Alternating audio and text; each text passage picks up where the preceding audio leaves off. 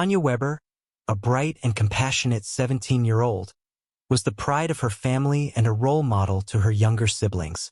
She had her whole life ahead of her, filled with dreams and ambitions. But on June 26, 1965, all of that was cruelly taken away, as she was found strangled and hidden just blocks from her home. With twists, setbacks, and an unexpected breakthrough nearly 60 years later, this case is a chilling reminder of how justice, though delayed, can still be served. Tanya Weber was born and raised in the quiet, picturesque town of Logan, Utah. Growing up, Tanya played a crucial role in her family as the eldest of 5 children. Her siblings, especially her younger sister, Rhonda Weber Christensen, looked up to her as a role model and confidant. Tanya attended Logan High School, where she was a senior in 1965. As graduation approached, Tanya looked forward to the next chapter of her life, filled with optimism and excitement about what the future held. On the morning of June 26, 1965, the lifeless body of 17-year-old Tanya Weber was found on Logan's West Center Street, hidden in the bushes of a nearby home. The discovery was made just 2 blocks from her family's house. Tanya had been strangled, and her body was found partially naked. Aided by state authorities, embarked on a massive effort to uncover any leads. Over the course of the investigation, officers interviewed approximately 1,000 people, casting a wide net in hopes of finding someone who might have seen or heard something that could break the case wide open. Out of the extensive list of interviewees, police managed to gather statements from 150 individuals who had potential information related to the crime. These statements were meticulously analyzed for any clues that could point to the perpetrator. As investigators combed through the evidence, they also focused on the physical evidence collected from the crime scene. Among the items collected were Tanya's clothes, which were carefully examined for any forensic evidence that might lead to a suspect. The investigation took a significant turn several days after Tanya's body was discovered. Based on the evidence and witness statements, the Logan police were able to identify a suspect, 26-year-old Owen Hodges Kimball. While some believed the police had found their man, others were skeptical, unsure of whether the evidence against him would be enough to secure a conviction. The investigation into Tanya's case now intensified. Witness statements collected during the investigation suggested that Kimball had been seen near the scene around the time of Tanya's demise. This crucial detail seemed to place him at the heart of the crime, raising suspicions that he might have been involved in the tragic events of that night. For the investigators, it was a lead worth pursuing, and they focused their efforts on building a case against Kimball. However, the case took a sudden and unexpected turn just days later. On June 30, 1965, Kimball's family reported him missing, raising alarms among both his loved ones and the authorities. The search for Kimball ended in Logan Canyon, where police discovered his lifeless body inside his car. The scene was grim, and it quickly became apparent that Kimball had taken his own life. With the prime suspect now deceased, the police faced a significant setback. Despite the statements placing Kimball near the scene, there was no concrete evidence directly linking him to Tanya's case. The lack of definitive proof meant that no additional suspects emerged and the investigation began to stall. For 59 long years, the case remained cold. In 2022, after nearly 6 decades of uncertainty, the cold case was reopened. The Logan Police Department, determined to bring closure to the long unsolved case, sought the assistance of the Assault Kit Initiative grant. With this funding, they sent Tanya's clothing to the Utah State Crime Lab for advanced DNA analysis. The examination yielded a significant breakthrough, the discovery of DNA from several men on her clothing. The revelation of multiple DNA profiles led investigators to consider all possible sources, including the long-deceased suspect, Owen Hodges Kimball.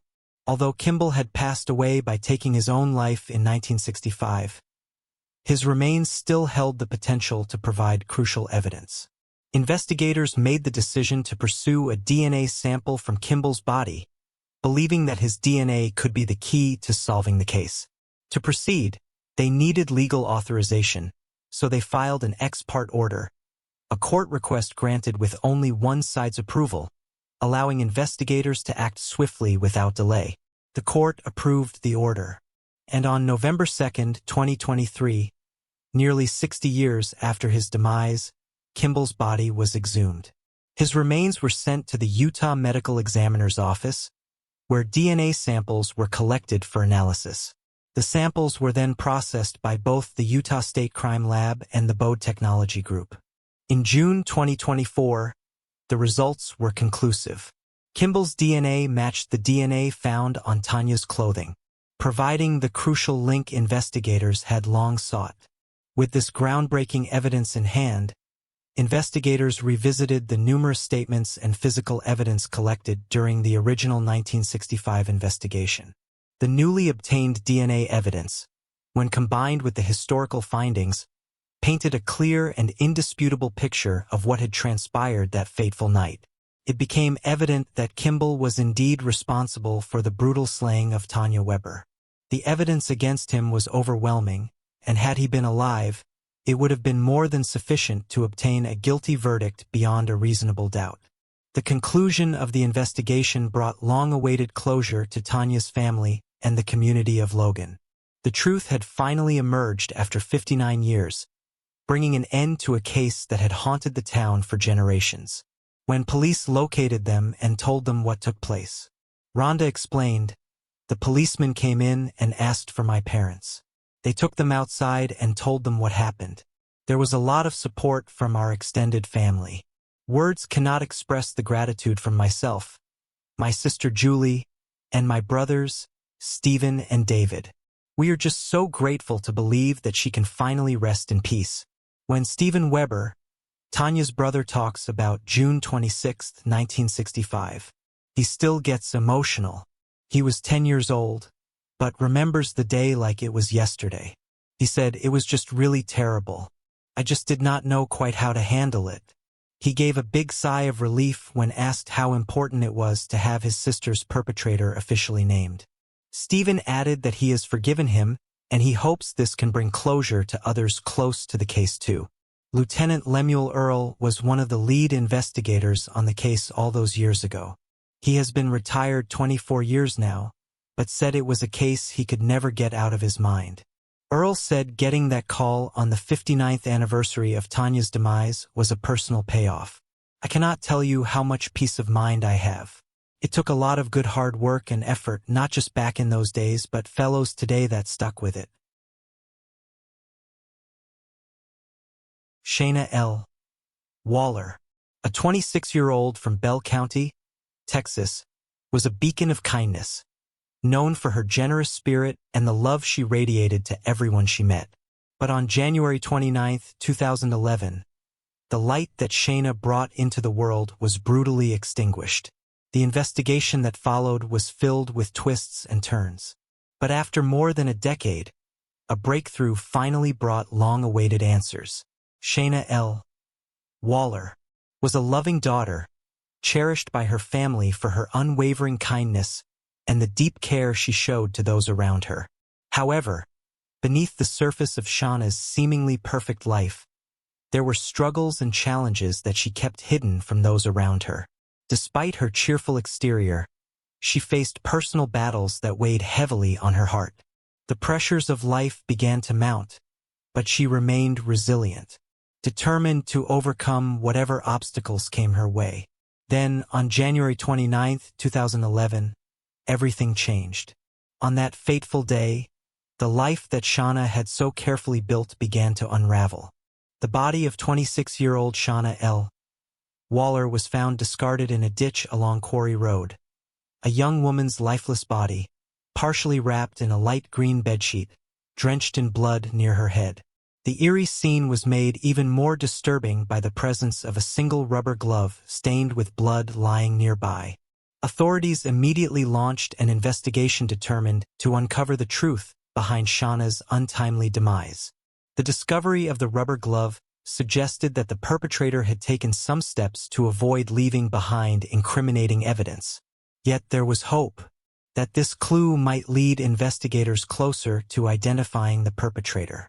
On June 30th, 2011, months after her body was discovered, the results of her autopsy were released. The report confirmed what investigators had feared. Shauna's demise was a brutal slaying.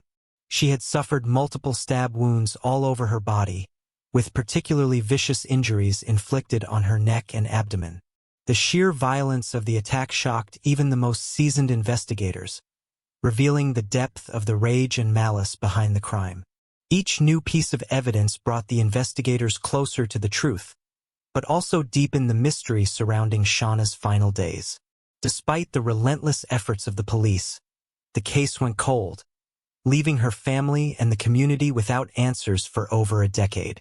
In 2022, the Bell County Sheriff's Department made a surprising announcement. The cold case of Shauna L. Wallers had been reopened. Lead investigator Corey Powell, who had taken a personal interest in the case, spearheaded the renewed investigation. The passage of time had not diminished the department's determination to find Shauna's perpetrator, and advancements in forensic technology provided new tools to re-examine the evidence. The key to solving the mystery lay in the Texas Department of Public Safety, which had generated a DNA profile from the evidence collected at the crime scene back in 2011. The breakthrough came when the DNA profile was entered into the Combined DNA Index System, CODIS. After years of searching, a match was finally found. The DNA evidence pointed to a 56-year-old man named Alvin Dwayne Canton. The revelation was shocking, as Canton had never been on the radar of investigators during the initial investigation. With this new lead, detectives moved quickly to track him down, knowing they were closer than ever to solving the case. When confronted with the evidence, Canton consented to a blood draw, further confirming the match. The DNA found at the scene, particularly on the blood-stained rubber glove, was a crucial piece of evidence that tied him directly to the crime. Forensic analysis confirmed that the blood on the glove matched both Shauna's and Canton's DNA, leaving little doubt about his involvement in the crime. The discovery brought a sense of closure to the investigators, who had worked tirelessly on the case, as well as to Shauna's grieving family. Canton's arrest on March 6, 2024, marked a turning point in the long search for justice for Shauna. After 13 years, the persistence of law enforcement and the power of modern forensic science finally provided the answers that had eluded them for so long. Lead investigator Corey Powell said Shauna's mom was crying with excitement at the news of Canton's arrest. He said, "Being able to make the call to Shauna's mom, it is just overwhelming when she says, 'I did not think this call would come because it has been 13 years. The excitement that she now gets to tell her family." Canton is now being held by the Cairns County Sheriff's Department on a $1 million bond. He is awaiting his arraignment and extradition back to Bell County. Peter Michael DiSabatino, born on October 22, 1992, in Newark, Delaware, overcame near-demise experiences as a child to become a vibrant, outgoing young man. Known for his leadership on the lacrosse field and his deep love for family, Peter's life seemed destined for greatness. But on November 12, 2012, his bright future was stolen in a moment of unimaginable betrayal. His case remained a haunting mystery. Peter Michael DiSabatino was born on October 22, 1992 to Angela Herman and Thomas DiSabatino. He survived two near-demise experiences in his early years, first at birth and again at the age of 2 when he nearly drowned. At Appoquinimink High School, Peter's leadership and charisma shone through. As a co-captain of the lacrosse team for 2 years, he earned a reputation not only for his athletic skills, but also for his unwavering team spirit. Yet, there was more to Peter than just his athletic prowess. He was known for his mischievous nature, a rascal with a bit of spice to his personality. Whether it was a holiday celebration or a casual weekend barbecue, Peter thrived in the company of loved ones. However, on November 12, 2012, Peter's life took a dark and unexpected turn. That evening, Peter was at his apartment, enjoying the company of friends. The night seemed like any other, filled with laughter and the comfort of close companionship. But as the evening unfolded, Peter received a text message that would change everything. The message was from someone he knew, asking him to come outside and meet them. Trusting this person, Peter stepped out unaware that he was walking into a trap. What he thought was a friendly encounter was, in fact, a setup that would lead to his tragic demise. As Peter approached the meeting spot, the situation quickly escalated into violence. The peace of the night was shattered by the sound of gunshots echoing through the air. His friends, still inside the apartment, were jolted by the sudden, terrifying noise. They rushed outside only to find Peter lying on the ground, gravely wounded. Desperate to save his life, they attempted to resuscitate him, performing CPR and mouth-to-mouth, while others frantically dialed 911. The scene was chaotic, filled with fear and the gut-wrenching realization that their friend's life was slipping away. Emergency services responded quickly, with police being dispatched to the Studio Green apartments on the 200 block of Thorn Lane in Newark. When officers arrived just before 9:30 p.m., they found Peter lying on the sidewalk, suffering from multiple gunshot wounds. The situation was dire, and despite the best efforts of the responding officers and paramedics, Peter's condition was critical. He was rushed to a nearby hospital, but the injuries he sustained were too severe. Tragically, Peter DeSabatino lost his life as shortly after arriving at the hospital. For years, Peter's case remained an unsolved mystery. The New Castle County Police's Cold Case Unit took on the burden of keeping his case alive. The unit highlighted cases like Peter's to remind the public of the enduring pain suffered by the families left behind, who must carry on without answers or justice. Despite the passing years, the Cold Case Slaying Squad never gave up hope, tirelessly re-examining evidence and re-interviewing witnesses in pursuit of the truth. There was an interview with the family in 2020, and they had the following to say. Thomas D. Sabatino said, "He was a good kid, I was proud of him, still am, and I miss him very much." He expressed frustration at the case's current status and said more evidence is needed to help bring his son's perpetrators to justice. It has been almost 5 years and we know who they are, but there just is not enough evidence to give them what they deserve. His sister, Caroline, said, "He just was happy to be alive. How could my baby brother be gone?" His mother, Angela Herman, described the waking nightmare of having to both learn of her son's demise and then tell his sister's Peter was gone. She said, "I just kept thinking, when I get there, somebody's going to take me in and show me that he is okay. They did not. When I got there, they took me back to another room.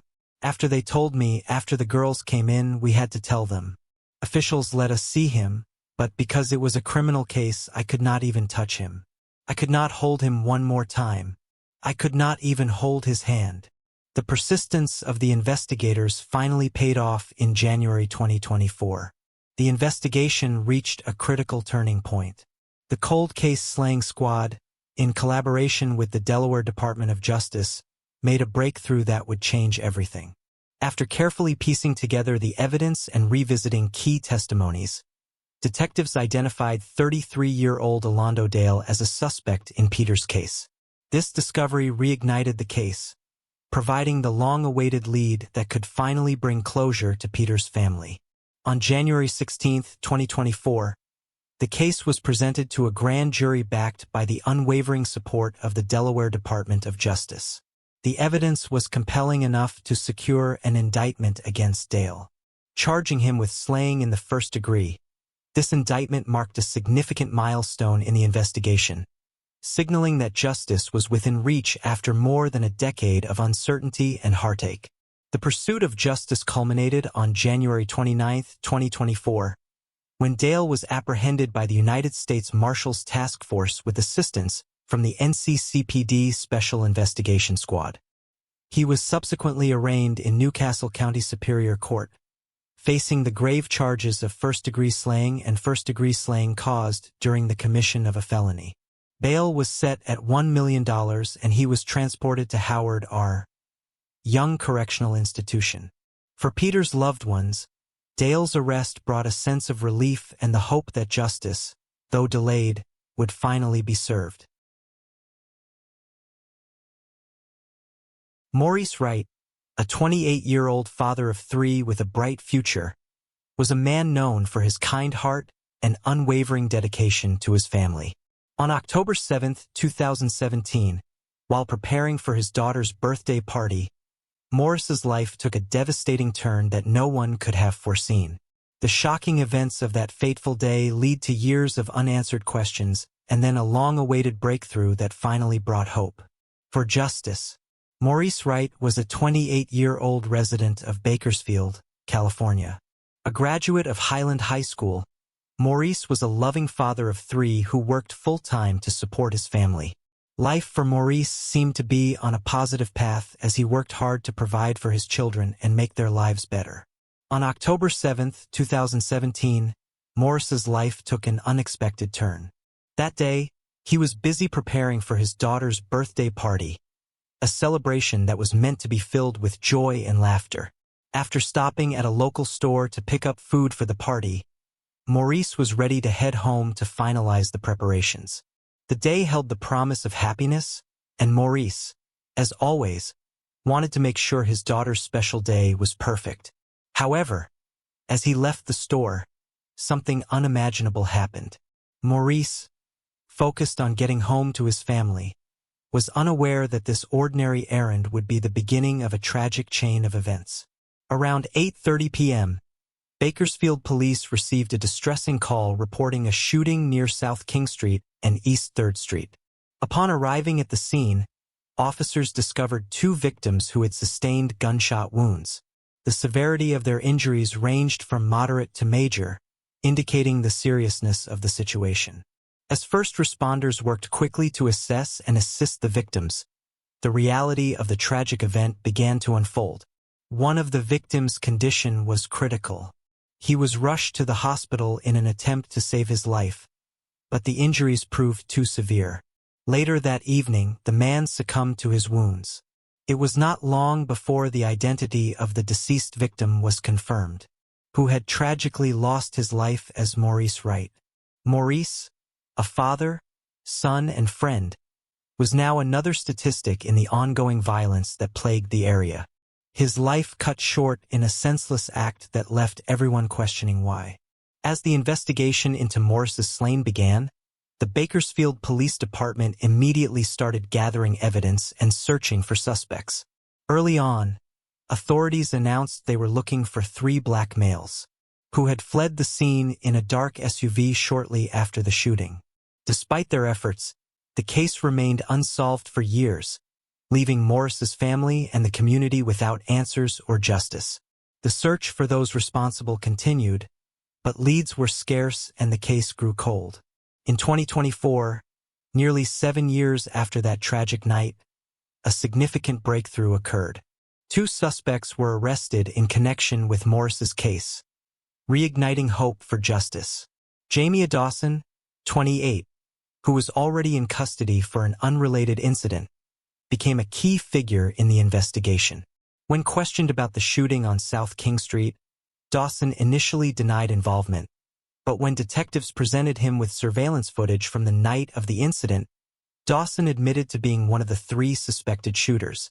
His confession marked a turning point in the long-standing case. Following Dawson's arrest, another suspect was apprehended. Trayvon Lee Foreman, also 28, was arrested in July 2024. He faced serious charges, including slaying, conspiracy, and gang participation in connection with Maurice Wright's demise.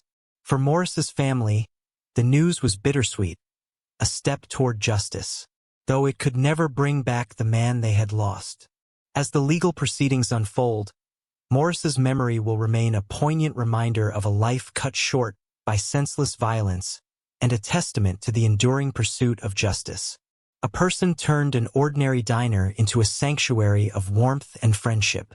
But then the bonds forged in such a place were suddenly ripped apart. A beloved community figure is tragically taken away. For nearly 24 years, this tragic demise remained a mystery. Stephen Davis was a 46-year-old man who stayed in Pensacola, Florida. He was a cab driver for Yellow Cab Taxi. His regular presence at the local Waffle House was as reliable as the sunrise, and his easygoing demeanor made him a natural at forming connections with patrons and staff alike. The Waffle House had become more than just a diner for Stephen. It was a home away from home, where he forged bonds that extended beyond the clinking of silverware and the aroma of freshly brewed coffee. On August 26, 1998, an ominous cloud settled over the once inviting Waffle House as news spread of the tragic events that had befallen Stephen Davis. In the quiet pre-dawn hours, Stephen found himself embroiled in a terrifying encounter that would forever alter the course of his life. As he approached his cab, parked in the shadows of the early morning, he was unaware of the menace lurking within the vehicle. A man, concealed in the darkness, lay in wait for Stephen, setting the stage for a horrific ambush. Sensing imminent danger, desperately attempted to flee from the assailant. As he bolted from the car, the attacker opened fire, and a hail of bullets pierced the stillness of the Pensacola night. Despite his frantic efforts to escape, Stephen was struck multiple times, once in the jaw and twice in his right posterior thorax, and his life hung in the balance. With every ounce of strength he could muster, Stephen staggered towards the nearby Winn-Dixie and refuge from his assailant. Tragically, he collapsed in the parking lot, his life ebbing away as the gravity of his injuries took their toll. The glow of the streetlights illuminated the gruesome scene as Stephen succumbed to his wounds. In the aftermath of the horrific attack, Stephen's car was discovered near Navy Boulevard, its driver's door and rear passenger doors left ominously ajar. The shattered driver's side window bore testament to the violence that had unfolded, offering a chilling glimpse into the chaos that had transpired. An immediate investigation was launched, with law enforcement officials working tirelessly to uncover any leads that could shed light on the identity of the perpetrator. Yet, as the case progressed, it became increasingly clear that the lack of witnesses and physical evidence presented a formidable challenge. Despite countless efforts and the occasional tip, the passage of time seemed only to deepen the enigma of Stephen's case. The unwavering determination of investigators to bring justice to Stephen Davis and his loved ones culminated in a significant breakthrough nearly a quarter of a century after his tragic demise. In 2022, the investigation into Stephen's case was reopened, and through the utilization a bloody fingerprint from the scene was meticulously examined. This led investigators to identify Donald Holmes as the prime suspect. At the time of this discovery, Holmes was already serving a 20-year sentence in a Florida state prison for a home invasion robbery that occurred in Escambia County in 2012. Initially set for release in 2032, Holmes now faces new charges for the slaying of Stephen Davis. This will ensure that he will be held accountable for the heinous crime. The announcement made by the Escambia County Sheriff's Office on March 5, 2024, brought a long-awaited sense of closure to Stephen's family and friends. The relentless pursuit of justice, coupled with the remarkable advancements in forensic science, enabled detectives to finally connect the fingerprint to Holmes, ultimately solving the mystery that had haunted the community for over 24 years. Stephen's sisters, Ruby Kastner and Julie MacArthur, said that he was known for being very friendly and helpful to anyone. Ruby said he was a big bear. He was there for everybody. He got a lot of people off illegal substances. As the legal proceedings against Donald Holmes ensue, the memory of Stephen Davis lives on. In a turn of events that has stunned both Los Angeles and Northern California, a cold case from 1984 has suddenly reignited public interest. Found beaten and lifeless in a Roseville alley, Madeline Garcia's case went cold for decades, leaving unanswered questions that have finally found answers decades later. Madeline Garcia, born in Chico, California to Spanish immigrant parents, lived a life rich in cultural heritage and community spirit. Growing up in Rockland and East Sacramento, California, she was cherished for her warmth and generosity. After marrying Frank Garcia, she made a home in East Sacramento, where she was known for her exceptional cooking, vibrant gardens, and creative crafts.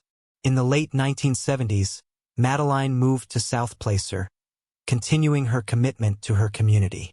She lived a quiet life, but at the age of 69, that life would be tragically cut short. On the morning of September 26, 1984, Madeline Garcia was found in an alleyway on the 300 block of Atlantic Street. Madeline, known for her early morning walks on her distinctive tricycle, had been collecting cans when she was attacked. A witness discovered her body partially concealed behind the West House Hotel and Saloon. The scene was one of unspeakable violence. She had been beaten with the ferocity of the assault so intense that her dentures were thrown from the scene. The police who arrived on the scene were confronted with a grim discovery, as her body also bore signs of an assault. In the wake of Madeline's tragic demise, the Roseville Police Department launched an exhaustive investigation into her vicious slaying.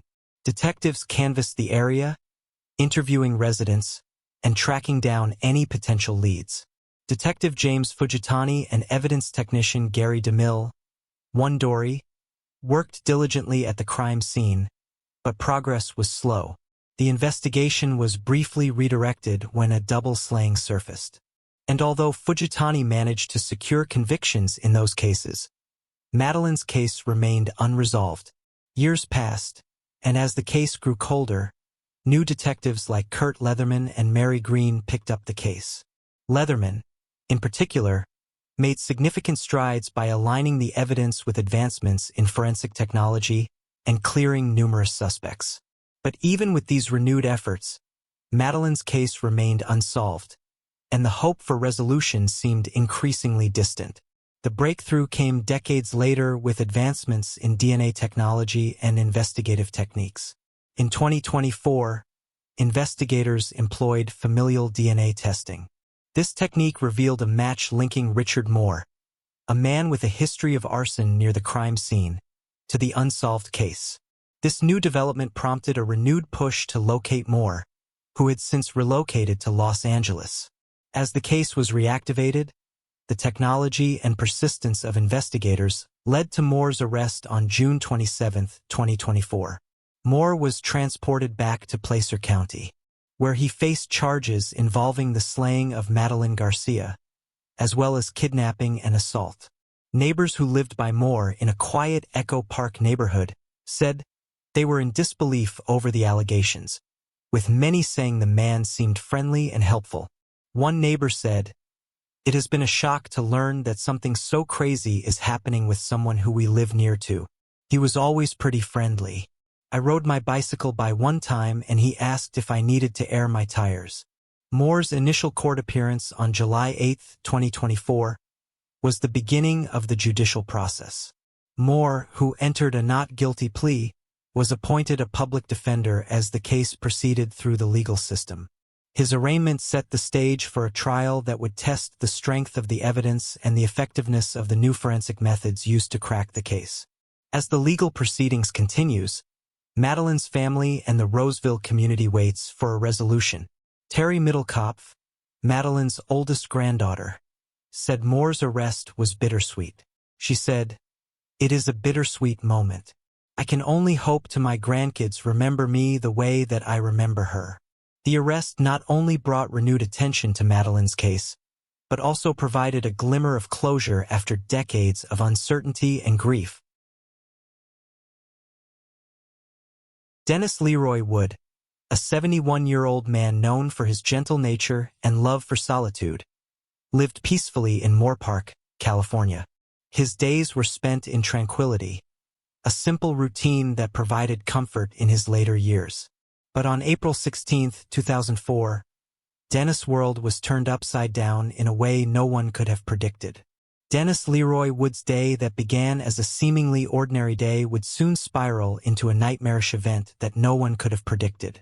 But then deputies with the Ventura County Sheriff's Office were dispatched to his home on the 12500 block of Mountain Trail Street. The visit was part of a routine wellness check prompted by concerns from neighbors who had not seen or heard from Dennis in several days. The deputies approached the home, unaware that they were about to uncover a grim scene. As the deputies arrived at the property, there was an unsettling silence surrounding the house. The once cozy and peaceful home seemed eerily quiet, with no signs of life. After receiving no response to their knocks, the deputies decided to enter the residence. What they found inside was far more horrifying than they had anticipated. The lifeless body of Dennis lay in the home. Who had always kept to himself, was found deceased from at least one gunshot wound. The discovery marked the beginning of a complex investigation. The Ventura County Sheriff's Office quickly ruled Dennis' demise as a slaying. Who could have committed such a heinous act against someone as harmless as Dennis? There were no immediate signs of forced entry, and nothing appeared to be stolen from the home, deepening the mystery surrounding Dennis' demise. Was this a random act of violence, or was there something more sinister at play? The investigation revealed disturbing details about the final moments of his life. It was determined that he had lost his life due to multiple gunshot wounds, with injuries to both his head and chest. Even more unsettling was the fact that Dennis' body had gone undiscovered for nearly 2 weeks. During that time, his home, once a haven of peace, had become the silent witness to a horrifying crime. Detectives interviewed neighbors, friends, and anyone who might have had contact with Dennis in the days leading up to the slaying. They pursued every lead, hoping to uncover something that would point them in the direction of the perpetrator. But despite their efforts, the case remained a mystery. The detectives quickly realized that the case was more complex than they initially thought. There were no clear signs of a break-in, and nothing of significant value appeared to be missing from the home. The absence of an obvious motive made it difficult for investigators to identify a suspect. With no clear direction, the case began to stall. Over the years, the case of Dennis remained a haunting, unsolved mystery for the Ventura County Sheriff's Office.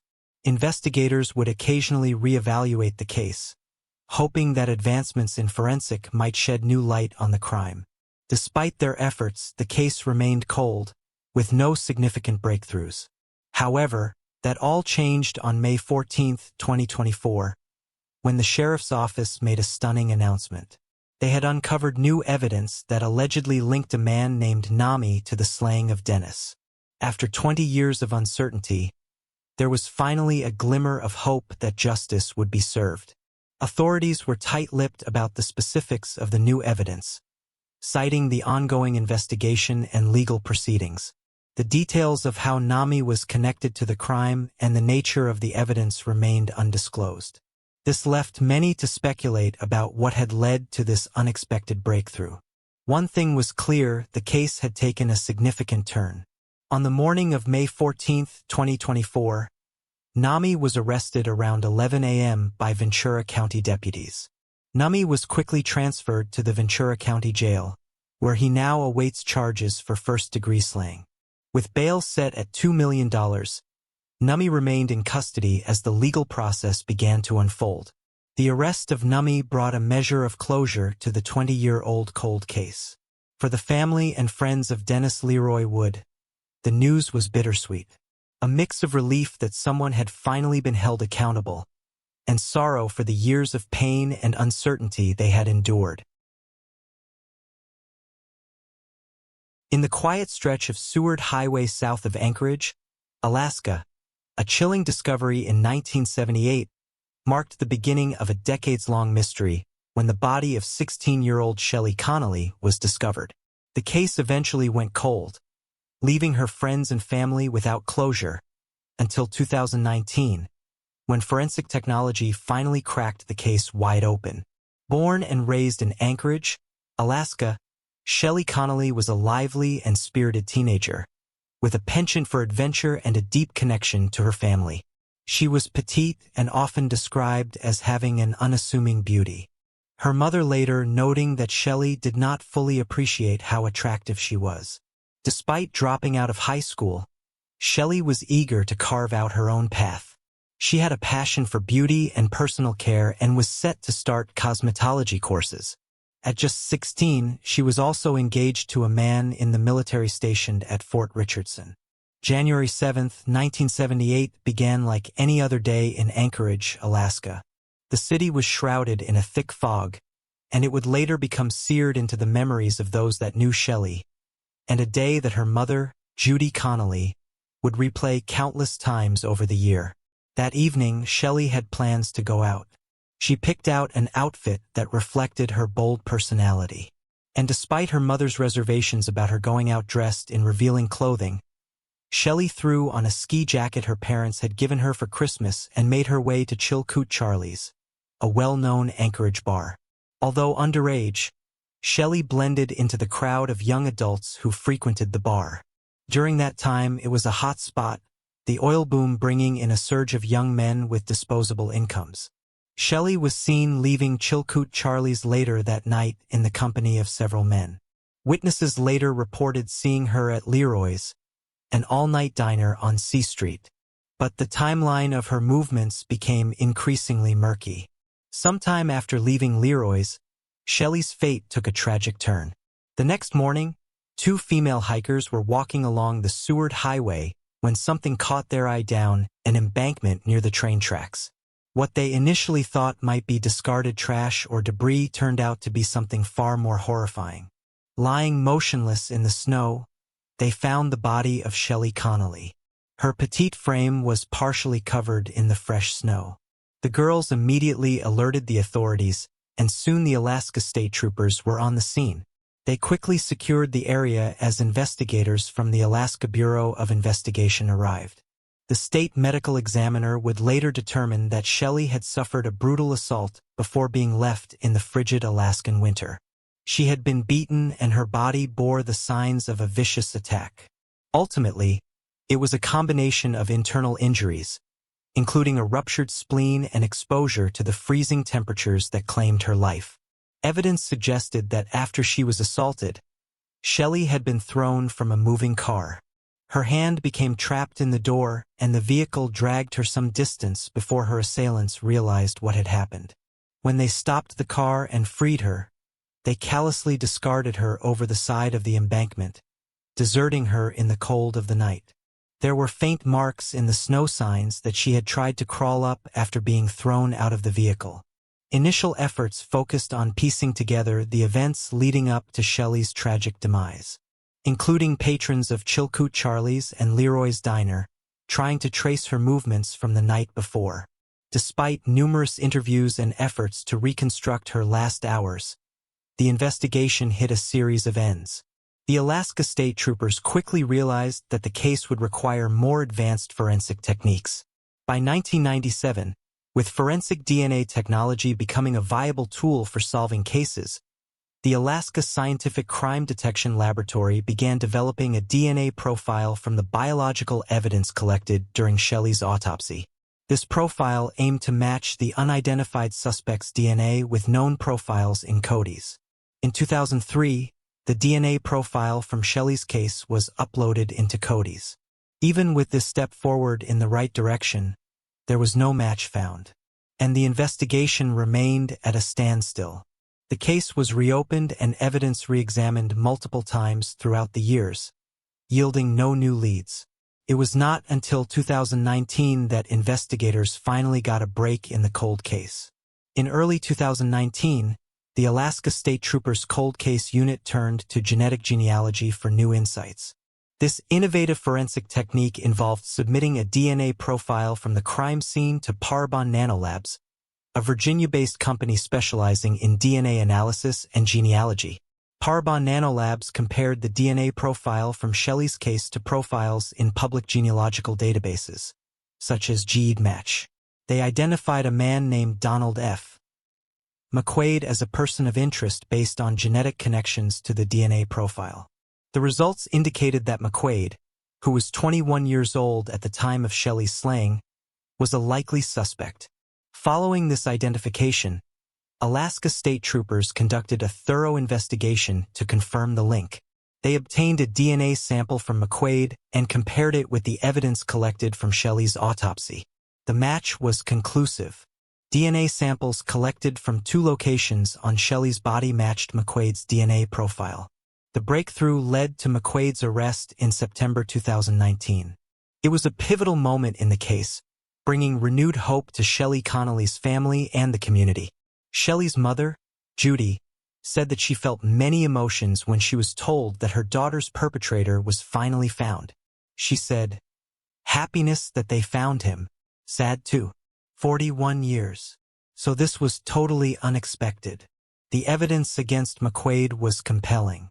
The DNA match firmly linked him to the crime scene, and further investigation verified that he had been in Alaska in 1978, aligning with the timeline of the slaying. The legal proceedings that followed were intensive. McQuaid faced charges of first degree and second degree. The case was prosecuted by Assistant Attorneys General Aaron McCarthy and Paige Smothers, who worked diligently to present a thorough case to the court. The prosecution emphasized the severity of the crime and the profound impact on Shelley's family, seeking a sentence that reflected both the gravity of the offense and McQuaid's advanced age. On April 26, 2024, Superior Court Judge Andrew Peterson sentenced McQuaid to 50 years in prison for the slaying of Shelley Connolly. In his sentencing remarks, Judge Peterson underscored the seriousness of the crime and the long-awaited justice for Shelley and her family. He noted that while McQuaid had lived a full life and seen his children grow up, Shelley's family had been denied those years with her. The sentencing was an emotional moment for the Connolly family, who had waited over 4 decades for this resolution. They expressed a mixture of relief and sorrow, knowing that while justice had been served, it could never fully compensate for the loss of Shelley. Shelley's mom, Judy, said, "Whatever the new technology is, I am just so glad that it came around and it solved this crime, and hopefully it will solve other crimes for different unsolved cases." In 1986, Ruby Doss was discovered strangled in Spokane's East Sprague area in Washington, leaving investigators with a cold case that seemed destined to remain unsolved. Over the years, the similarities between her case and a series of other unsolved slayings led to numerous false leads and ends. It appeared that justice for Ruby might never come, until a breakthrough in an unrelated unexpectedly brought new evidence to light, reigniting the search for her perpetrator. Ruby J. Doss was a 27-year-old woman living in Spokane, Washington in 1986. Originally from Detroit, Ruby had moved to Spokane, seeking new opportunities and a fresh start. Before the crime that would take her life, Ruby had been struggling with various personal hardships, including economic difficulties. To make ends meet, she worked as an escort, a choice that placed her at increased risk in a world already fraught with danger. Despite these hardships, Ruby remained hopeful and resilient, trying to build a better future for herself and her children. Tragically, those dreams would never be fulfilled.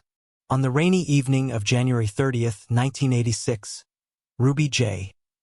Doss's life came to a tragic end. Ruby was last seen in the East Sprague area of Spokane, a neighborhood known for its high levels of criminal activity and transient population. As the night wore on, the weather turned colder and wetter, adding to the bleakness of the evening. Ruby's final hours remain unclear, but it is known that she was found in a field near the intersection of Fisk and Ferry, an area that was both secluded and dimly lit. The discovery was made by a transient who stumbled upon her body. Ruby had been strangled, and the brutality of the crime was clear by the evidence left at the scene. Her body was found in a state that indicated a violent struggle. Police arrived at the scene to find Ruby's body showing clear signs of trauma. The investigation quickly focused on the details surrounding her slaying, including the identification of potential witnesses and the collection of evidence from the crime scene. The evidence included fingerprints and DNA. Although forensic technology at the time was limited, initial interviews with potential witnesses and those familiar with Ruby did not bring any substantial leads, leaving investigators grasping for answers.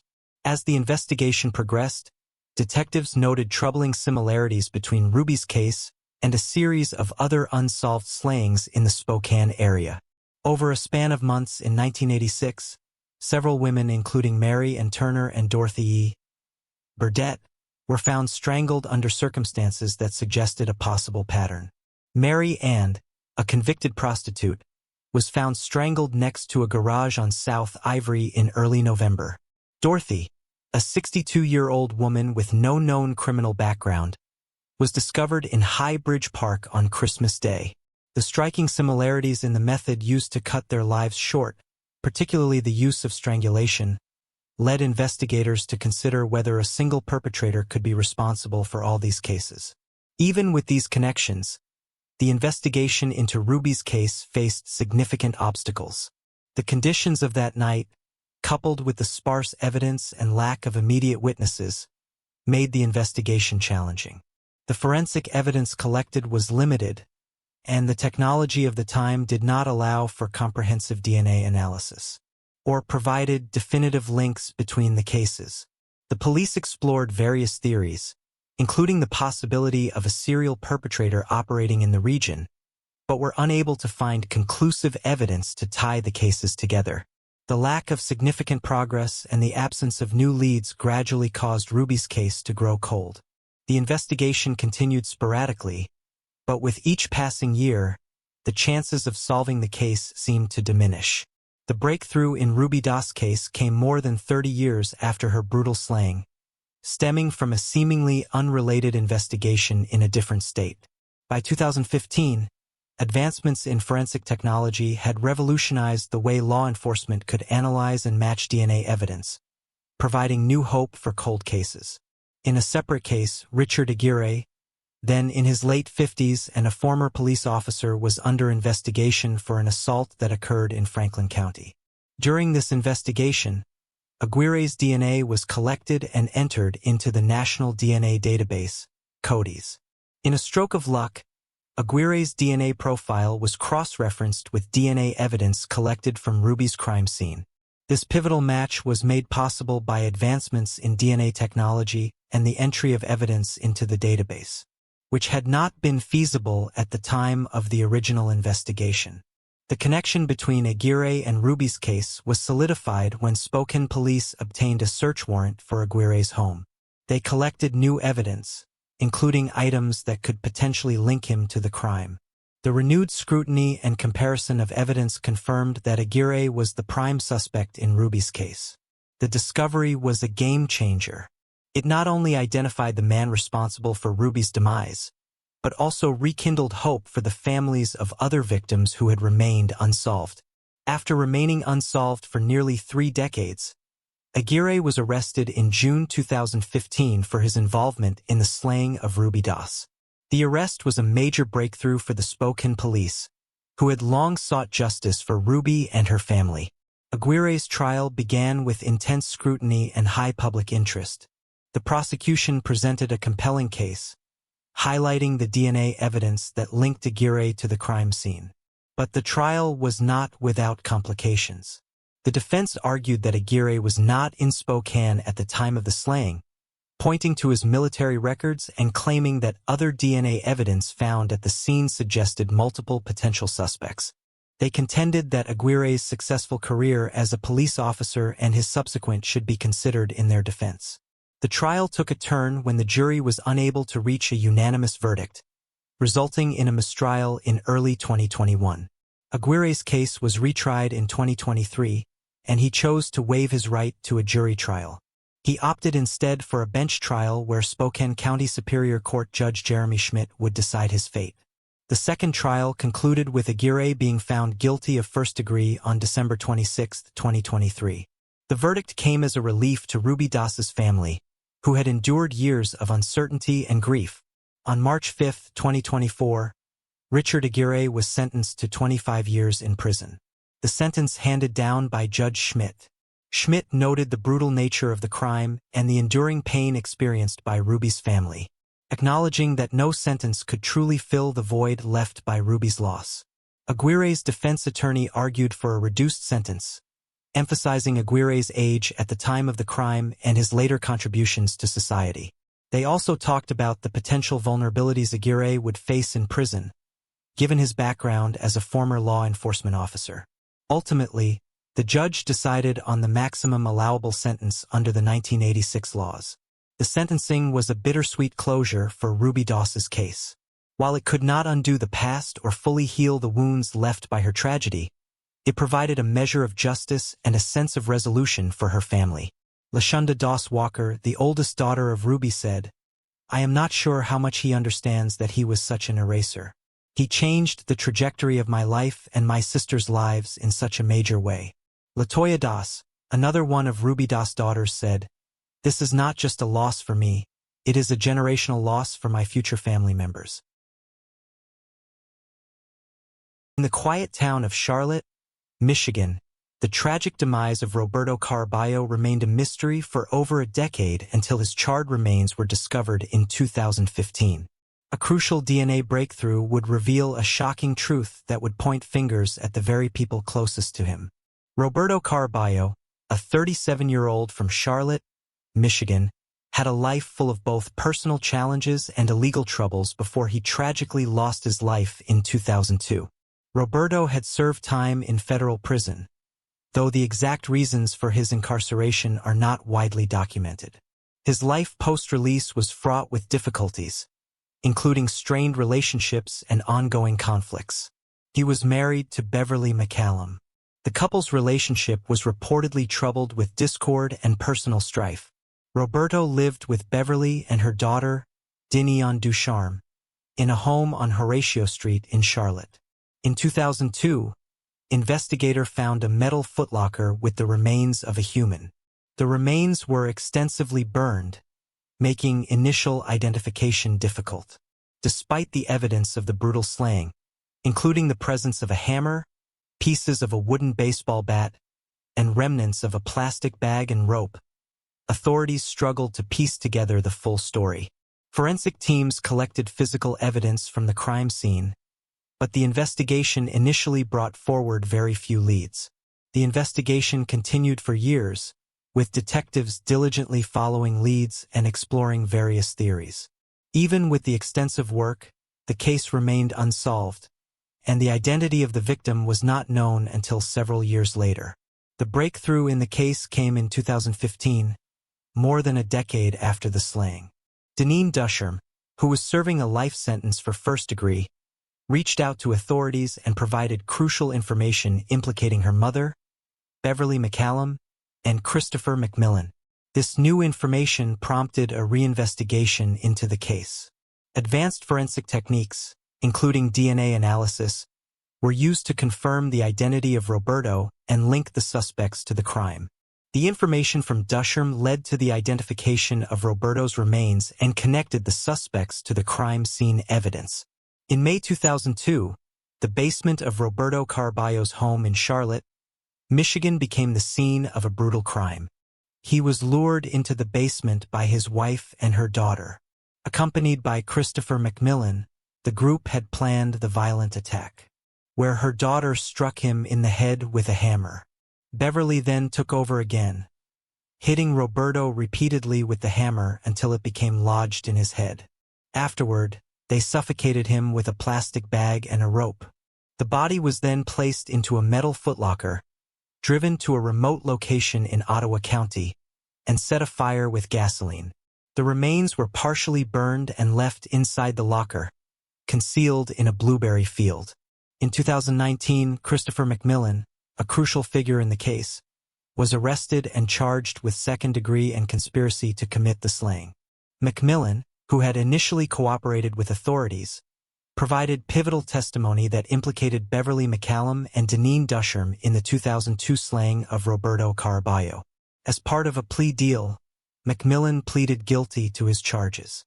His cooperation was essential in detailing the events of May 2002, including the brutal assault on Roberto and the subsequent disposal of his body. McMillan would eventually be sentenced to 15 to 40 years in prison. Beverly McCallum's arrest came a year later in 2020 in Italy, where she had been living under the radar since the crime. She was extradited to Michigan in 2022. Despite McCallum's claims of innocence and her defense attorney's arguments that she was merely an accomplice, the jury found her guilty of second degree in April 2024. She was sentenced to 40 to 60 years in prison for the crime and an additional 10 to 15 years for disinterment and mutilation of a body. McCallum received credit for 1,500 days served, including her detention in Italy.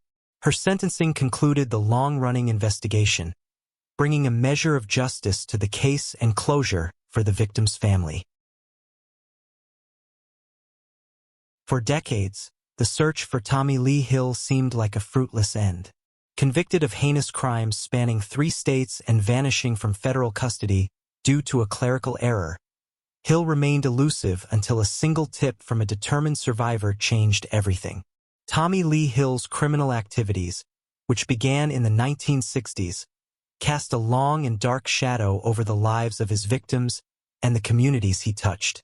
He committed some of the most atrocious crimes imaginable by assaulting children and was convicted of a string of crimes in Michigan and Indiana. His crimes even included assaulting his young stepdaughters and assault with intent to harm, burglary, firearms, and counterfeiting. One crime he committed was against his 12-year-old stepdaughter, Irma Shaw. He was sent from Terre Haute, Indiana jails, to Grand Rapids to be sentenced for the crime, when during his sentencing, he told authorities he was thirsty. He entered the women's bathroom and escaped through a window into a getaway car. In 1979, Hill was convicted of serious crimes in Grand Rapids, Michigan, but his legal sentence was never served. On the same day he was to be sentenced, Hill managed a daring escape from custody due to a clerical error. He would go on to commit even more crimes in Pennsylvania. For years, Hill remained a fugitive, adopting new identities and locations to evade capture. A reward of $7,000 was offered for information through an anonymous tip site, but years went by with no leads and the case went cold. At the heart of the case was Irma Shaw, a key figure in the pursuit of justice. Irma had been a victim of Hill's crimes, and she was driven by a deep sense of unresolved trauma and an unwavering commitment to see Hill held accountable. Her quest was not just about seeking justice for herself, but also about advocating for others affected by Hill's actions. Irma Shaw's pursuit of Hill took a turn in 2017 when an anonymous tip came in. A woman called saying she remembered seeing Hill with his car broken down on the side of the highway in Pittsburgh in the 1970s. This tip reignited the investigation, with leading officer Joe Garrett of the U.S. Marshals Fugitive Task Force re-examining the case.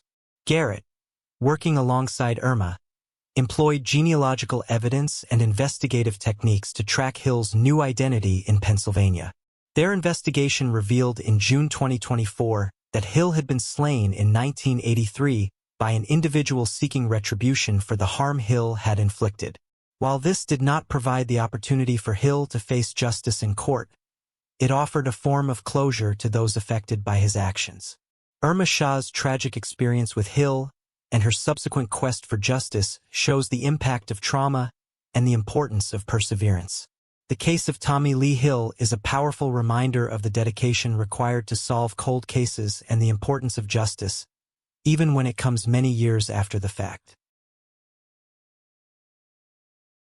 Danielle Houchins, born in 1981 to her mother, Cheryl Houchins, was affectionately known as Danny. From a young age, Danny was the apple of her mother's eye, and the bond between them was unbreakable. On September 21, 1996, 15-year-old Danielle left her home in Belgrade, Montana, with plans to spend the day fishing at Cameron Bridge Fishing Access, a popular spot she often visited. It was supposed to be a peaceful, solitary escape, just another quiet day by the water. However, what began as a routine outing soon spiraled into a harrowing mystery when Danielle failed to return home. Later that day, searchers discovered her truck parked near the fishing access. The vehicle was left unlocked with no immediate signs of struggle, but there was no trace of Danielle herself. Hours passed, and as daylight waned, the search intensified, driven by growing fears for her safety. Tragically, those fears were realized when Danielle's lifeless body was found several hours later, face down in shallow water, not far from where her truck was discovered. The evidence of assault was undeniable, and the manner of her demise was as horrific as it was heartbreaking. Her final moments had been spent in terror, as her attacker brutally forced her head down into the marshy ground. As investigators pieced together the tragic events, it became evident that Danielle had been suffocated, with her head held down until she choked to her end on the mud. Who was responsible for taking Danielle Hutchin's life? For nearly 28 years, this question remained unanswered. Despite the case going cold, the sheriff's office refused to let it slip into oblivion. In 2019, they reopened the investigation, hopeful that advancements in forensic science might finally bring closure to this tragic chapter. The preserved evidence from Danielle's case was sent to a state-of-the-art forensics lab in California, where it was meticulously analyzed. The DNA was compared against the FBI's codes, but no matches were found. Though this was a discouraging outcome, investigators remained steadfast in their pursuit of justice. They turned to a new and promising tool, genetic genealogy. With a court order, they accessed the extensive DNA databases, hoping to find a match that codes could not provide. This bold move paid off when a DNA match was found, leading investigators to Paul Hutchinson, a 55-year-old man living in Dillon, Montana. In July 2024, investigators approached Hutchinson at his home, confronting him with questions about Danielle's case. The interaction was tense, and Hutchinson's nervous and erratic behavior raised suspicions. His demeanor suggested he was hiding something far more sinister than anyone could have imagined. Just hours after the interview, on August 9, 2024, Hutchinson took his own life, abruptly ending the possibility of a full confession. Despite his untimely demise, the case was not closed. Shortly thereafter, forensic analysts confirmed that the DNA evidence from Danielle's case was an undeniable match to Hutchinson. The long-awaited breakthrough had finally come, but it arrived with a mix of relief and sorrow. His family, unaware of his past, was left devastated by the revelation. For 22 years, he had 2 kids, a daughter around the age of 20 and a younger son. He was a graduate student at Montana State and had only been in the area a short period at the time he took Danny's life. While the confirmation of his guilt brought a sense of resolution to Danielle's family, it also underscored the profound impact of a crime that had gone unsolved for so many years. Said, "Even though this man will not face a jury of his peers, I have no doubt he was the one who forcefully and violently assaulted my sister. When the time came to face up and account for his violence, he instead chose to end his life. He knew of his guilt and could not face my family or his family and the pain he caused. After nearly 28 years without answers, without justice, we celebrate today." Stephanie says 28 years is far too long and she had to fight far too hard to find justice for her 15-year-old sister. She also said, "Montanans, Danielle's story should anger you, should make you think about your mothers, your sisters, your wives, and your daughters, should make you think about everything you would do to protect and honor the women you love." The wife of Paul Hutchinson, Christy, has issued the following statement. "We are absolutely heartbroken to learn this news, and our hearts go out to the Hutchins family. It is good to know that they will at last be able to find the closure that they deserve. Our own family was already reeling from dealing with Paul ending his own life. In 24 years of marriage, there was never any hint that something like this could be lurking in the background.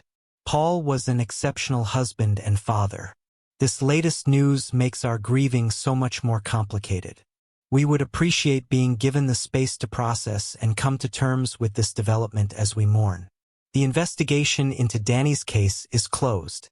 However, law enforcement is still looking into Paul Hutchinson's life and possible connections to other cold cases." Melissa Patton was born on September 9, 1977, to Carl and Norma Patton. Growing up just outside of Atlanta, Georgia, she shared a close bond with her older sister, Tina. Melissa's personality was infectious. She was often described by her loved ones as bubbly, kind, and trusting. After high school, she married her longtime boyfriend, Christopher Wolfenbarger, and the couple relocated to a different part of Atlanta. Their union was blessed with 2 children, a son named Joey and a daughter named Chrissy. Melissa thrived as a devoted wife and mother, embracing her role with joy and dedication. The last known contact Melissa had with her parents occurred on Thanksgiving Day in 1998. During a phone call from Christopher's grandparents' home, she discussed plans for Christmas, leaving her family with the impression that everything was normal, and later missed her mother's birthday in February 1999. Her parents' worry turned into alarm. Norma decided to take matters into her own hands and traveled to Melissa's home, only to be met with disturbing news from the neighbors. The Wolfenbargers had mysteriously moved away shortly after Christmas, leaving no trace of their whereabouts. Christopher, Melissa's husband, never filed a missing person report for her, nor did he inform her family of her sudden absence. His silence was deafening, especially considering his documented history of domestic violence against Melissa. The fact that he did not reach out to her family further fueled their fears and suspicions. For Norma, Christopher's actions, or lack thereof, raised chilling questions about what had really happened to her daughter.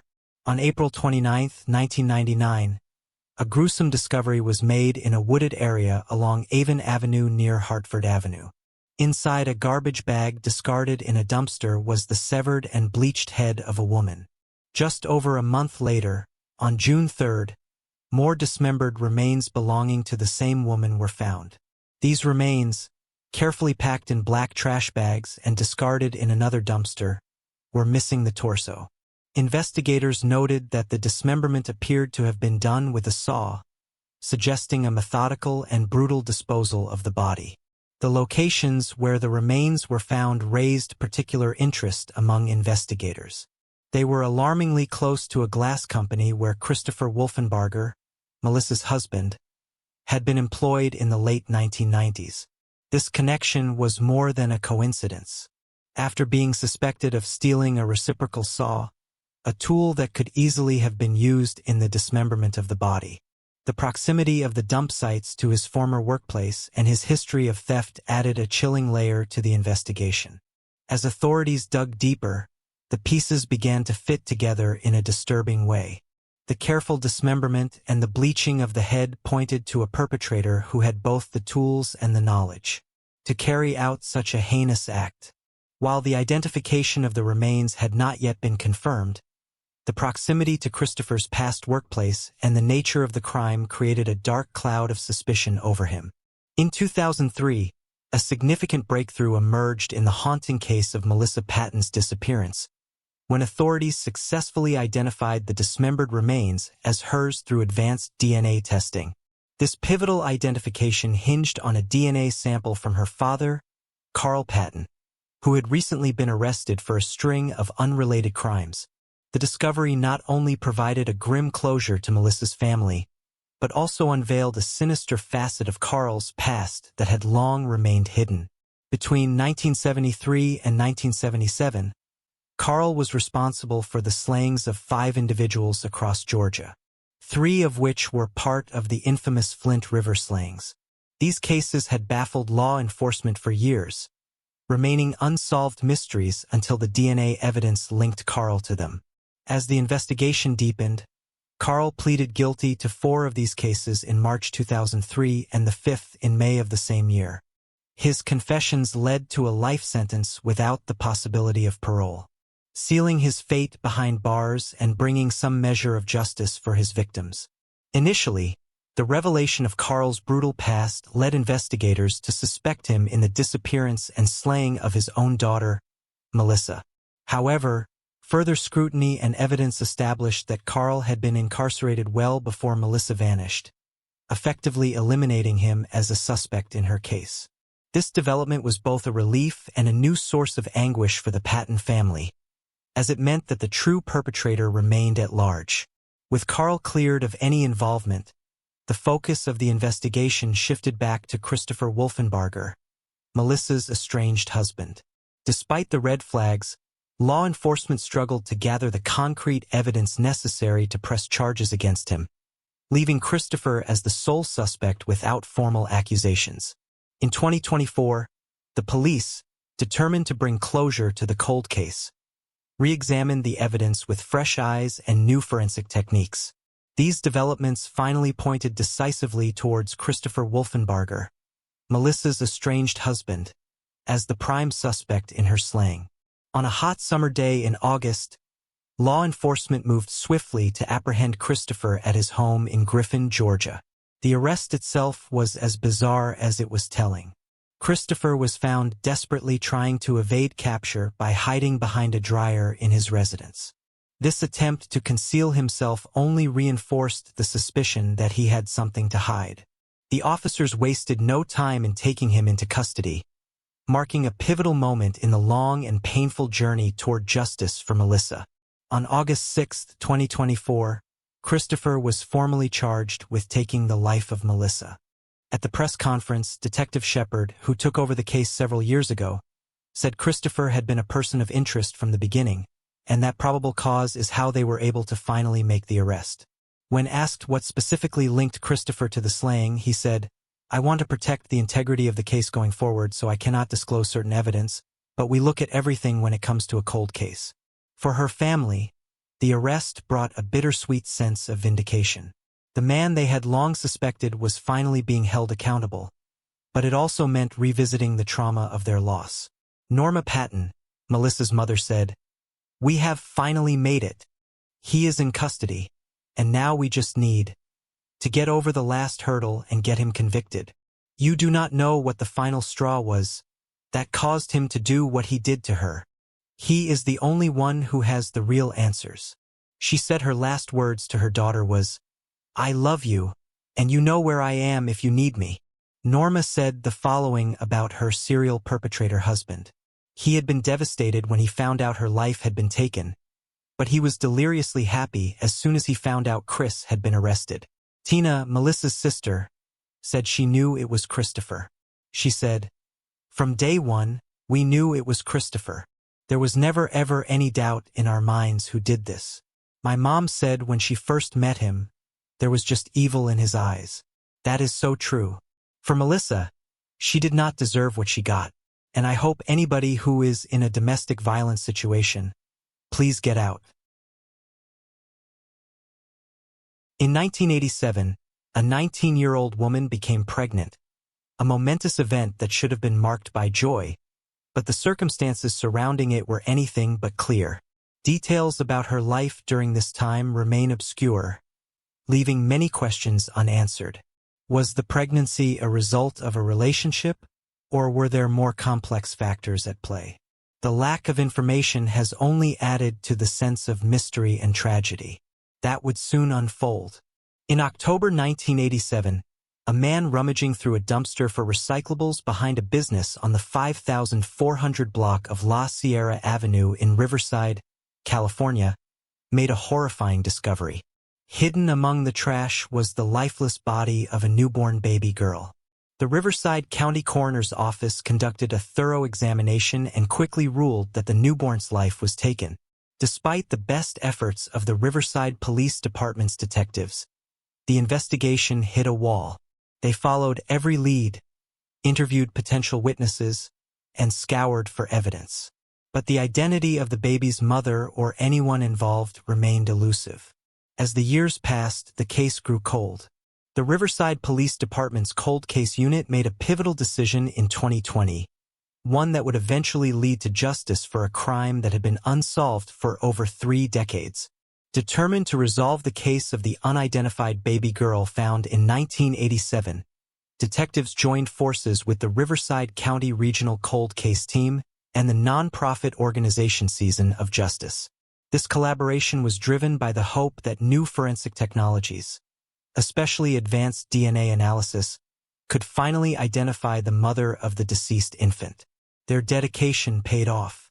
When the DNA evidence eventually led them to a name, Melissa Jean Allen Avila. After years of uncertainty, the mother of the baby was finally identified, but the case was far from over. Authorities needed to locate Avila, who had since moved across the country. On August 7, 2024, the long search came to an end when Avila, now a 55-year-old resident of Shelby, North Carolina, was apprehended. Her arrest was the result of coordinated efforts between the U.S. Marshals Pacific Southwest Regional Fugitive Task Force and the U.S. Marshals Carolinas Regional Fugitive Task Force.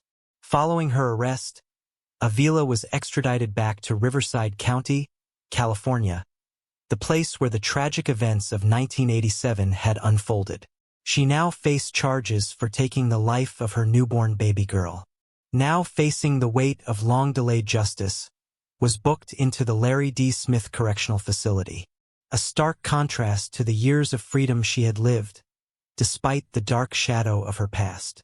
With bail set at $1.1 million, the severity of the charges against her was unmistakably clear. The court will soon hear the evidence that ties Avila to the slaying of her newborn daughter, with DNA analysis playing a pivotal role in the prosecution's case. Wayne Pratt, a 24-year-old man, worked as a gas station operator at the Enco gas station located along U.S. Highway 41 in Winnebago, Wisconsin, about 60 miles southwest of Green Bay. Known for his kind-hearted nature, Wayne was deeply loved by those around him, especially by his wife, Marie Pratt, to whom he was a devoted and caring husband. The night of June 12, 1963, would mark a tragic and unforeseen twist in his life. On that fateful evening, the ordinary rhythm of Wayne's existence was shattered, setting off a chain of events that would leave his family and community in shock. What began as just another day at the gas station quickly turned into a night filled with fear and uncertainty, changing the course of Wayne's life forever. As the evening progressed, the quiet town of Winnebago was unaware that something terrible was about to unfold at the Enco station. That evening, Wayne Pratt had been at home, relaxing and watching TV. It was an ordinary night until around 8:40 p.m. when the sound of a car pulling up to the gas station interrupted his evening. Always diligent and ready to help, Wayne stepped outside and walked toward the station, assuming that the driver needed gas or assistance. He had no reason to suspect that this encounter would be anything other than routine. As time passed and Wayne did not return home, his wife, Marie, grew increasingly anxious. The minutes stretched into what felt like hours and her concern deepened. Unable to shake the feeling that something was wrong, Marie decided to head to the gas station herself, hoping to find Wayne busy with a late customer. However, nothing could have prepared her for the horror she was about to uncover. Upon arriving at the Enco gas station, which was usually bustling with activity, Marie found the scene eerily quiet. Her heart pounded as she entered the building, and her worst fears were realized when she discovered Wayne's lifeless body in the back room. He was covered with a blanket, a shocking sight that made the grim reality all too real. The man she loved and had spent her life with was gone. Overcome with grief and disbelief, Marie immediately called the police, her voice trembling as she reported the tragedy. When authorities arrived, Marie recounted the harrowing details of how she had found her husband. As the investigation into Wayne Pratt's slaying began, the full extent of the brutality he suffered became chillingly clear. Wayne had been stabbed 53 times, a horrifying act of violence that shocked even the most seasoned investigators. The sheer number of wounds indicated a level of rage and personal animosity that made the crime all the more perplexing. Yet, despite the gruesome nature of the attack, there was a glimmer of hope in the form of evidence left behind. Blood that did not belong to Wayne. This discovery suggested that Wayne's assailant had also been injured during the violent struggle. The presence of the attacker's blood at the scene provided investigators with a crucial lead, hinting that the person responsible had left behind a trace of their identity. However, despite this promising clue, the investigation quickly encountered significant challenges. No further details about how the events unfolded that night could be uncovered, leaving many questions unanswered. As the months turned into years, the trail grew colder. Investigators exhausted every lead, but the case remained frustratingly stagnant. With no arrests made and no new evidence coming to light, Wayne Pratt's case began to slip from the forefront of public attention. The case, once a priority, slowly transitioned into a cold case, as the initial burst of investigative activity failed to yield any significant breakthroughs. By the time the late 1960s arrived, the investigation had stalled almost entirely. With limited resources and no new leads, law enforcement had little choice but to scale back their efforts. In 2011, nearly 5 decades after Wayne's life was brutally taken, the case was reopened as investigators sought to leverage advancements in forensic science to find new leads. With DNA technology now more sophisticated, the hope was that re-examining the evidence might finally reveal the identity of Wayne's perpetrator. Investigators focused on the blanket found covering Wayne's body, knowing that any genetic material left behind could provide the breakthrough they needed. By 2015, their efforts seemed to be paying off. Sorensen Forensics, a leading forensic testing company, identified DNA mixtures on the blanket, a promising development that brought new life to the investigation.